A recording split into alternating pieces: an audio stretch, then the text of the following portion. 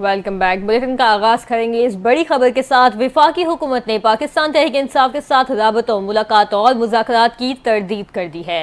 वफाकी वज़ीर इत्तलात अता तारर ने कहा कि वज़ीर आज़म शहबाज शरीफ की असद कैसर से कोई मुलाकात नहीं हुई। स्पीकर कौमी असम्बली अयाज सादिक से ताज़ियत के लिए हुकूमत और PTI के लोग भी आ रहे हैं। इस दौरान उनकी आपस में मुलाकातें हो रही हैं, लेकिन इस बात में कोई हकीकत नहीं कि बाज़ाब्ता मुज़ाकरात शुरू हो चुके हैं। अता तारर ने कहा कि PTI 9 मई और 26 नवंबर के वाक़यात पर शर्मिंदगी का तो इजहार करे। PTI वालों की बात का एतबार कौन करेगा और उनकी गारंटी कौन देगा। 26वीं आईनी तरमीम के मौके पर भी ये अपनी बातें मनवा कर आखिरी वक्त में मुकर गए थे।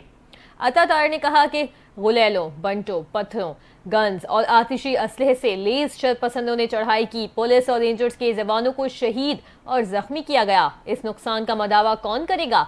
शहीद जवानों के खून किसके हाथों पर तलाश करें।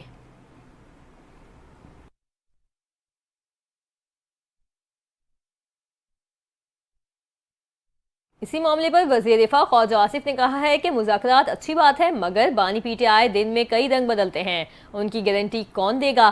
PTI जिन हलाकतों की बात कर रही है उनकी तादाद 12 से 278 बताई जाती है, लेकिन रहनुमा कोई सबूत फराहम नहीं करते। ख्वाजा आसिफ ने कहा PTI रहनुमाओं से रेंजर्स और पुलिस की शहादतों का एतराफ़ दरकनार जिक्र भी नहीं होता।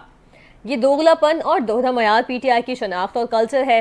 पाकिस्तान तहरीक इंसाफ की जानिब से गैर मशरूत मुज़ाकरात की पेशकश के मामले पर अपना रद्द-ए-अमल देते हुए वज़ीर दिफा ख्वाजा आसिफ का कहना था उनके मुज़ाकरात चंद दिन पहले तक सिर्फ इस्टेब्लिशमेंट के साथ हलाल थे और हुकूमत के साथ हराम थे।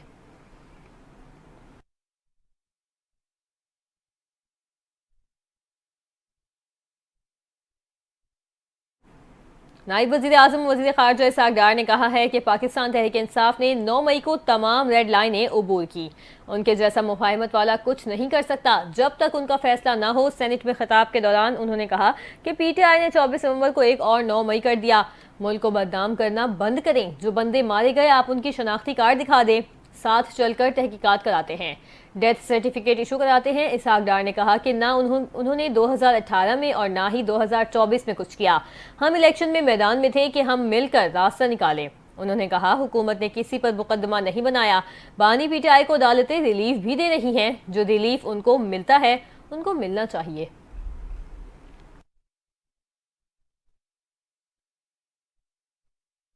आपको बताएं कि जमीयत उलमा इस्लाम के सेनेटर रहनुमा और सेनेटर कामरान मुर्तज़ा ने मदारिस की रजिस्ट्रेशन से मुतालिक बिल पर सदर के एतराज़ात से मुतालिक स्पीकर कौमी असम्बली अयाज सादिक को खत लिख दिया है। खत में JOI ने सोसाइटीज़ रजिस्ट्रेशन तरमीमी बिल पर सदर मुमलिकत एतराज़ात मांगे हैं। खत में लिखा गया कि इस बिल के तहत पार्लियामेंट ने दीनी मदारिस की रजिस्ट्रेशन की मंजूरी दी थी। सदर मुमलिकत आसिफ अली जरदारी की तरफ से उठाए गए एतराज़ात की नकूल फराहम की जाए। खत में स्पीकर की जानिब से इन एतराज़ात को एड्रेस करने के लिए किए गए इकदाम से आगाह करने की भी दरख्वास्त की गई। दिसंबर के पहले हफ्ते में सदर मुमलिकत आसिफ अली जरदारी ने मदारिस रजिस्ट्रेशन का बिल एतराज़ात लगाकर वापस भिजवा दिया था। जराए का कहना है कि मौलाना फजलुर रहमान ने chairman Peoples Party Bilawal Bhutto से मुलाकात में मदारिस रजिस्ट्रेशन बिल पर सदर के दस्तखत न करने पर शदीद तहफ़्फ़ुज़ात का इजहार किया था।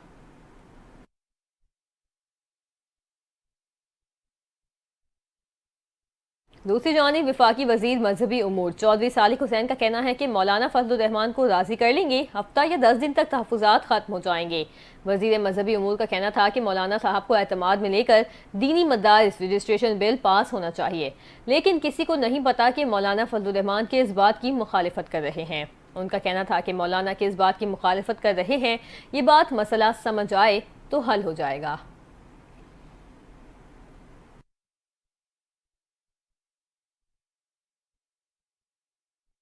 उधर बलूचिस्तान के इलाके बिंदर में कौमी शाहराह पर कार और ट्रक में तसादुम के नतीजे में 6 साला बच्ची और 4 खवातीन जाँ बहक हो गईं। हादसा कौमी शाहराह पर ट्रक और कार में तसादुम के नतीजे में पेश आया।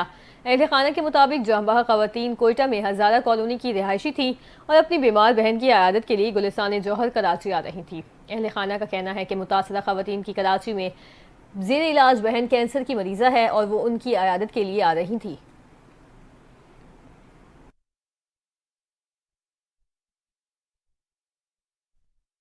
अक़वाम मुत्तहिदा की जनरल असम्बली के इजलास में एक मरतबा फिर गजा में फौरी गैर मशरूत जंगबंदी की करारदाद मंजूर कर ली गई है। करारदाद में इजराइल और हमास से तमाम यरगमालियों की रिहाई का भी मुतालबा किया गया।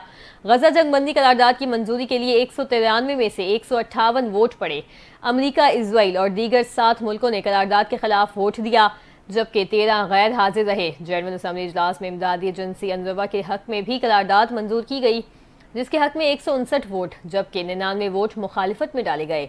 11 गैर हाजिर रहे। अनरवा के हक में मंजूर की गई करारदाद में इजराइल से अक़वाम मुत्तहिदा की एजेंसी अनरवा के मैंडेट का एहतराम करने और बैन अल-अक़वामी क़वानीन की पासदारी का मुतालबा किया गया। करारदाद में अनरवा को गजा की पट्टी में बगैर रुकावट के इंसानी इमदाद की फराहमी जारी रखने के लिए दरकार मुआवनत फराहम करने का भी मुतालबा किया गया।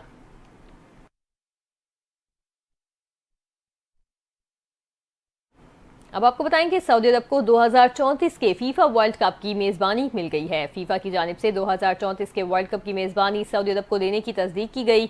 सऊदी अरब पहली मरतबा फीफा मेंस वर्ल्ड कप की मेज़बानी करेगा। सऊदी अरब के 5 शहरों रियाद, जद्दा, अल खुवैर, अबहा और नियोम के 15 मुख्तलिफ स्टेडियम वर्ल्ड कप मैचेस की मेज़बानी करेंगे। इसके अलावा आलमी फुटबॉल की गवर्निंग बॉडी ने तस्दीक की है कि 2023 के वर्ल्ड कप की मेज़बानी मराकश, स्पेन और पुर्तगाल मुश्तरका तौर पर करेंगे। जनूबी अमेरिका में भी 2030 के वर्ल्ड कप के 3 मैचेस खेले जाएंगे।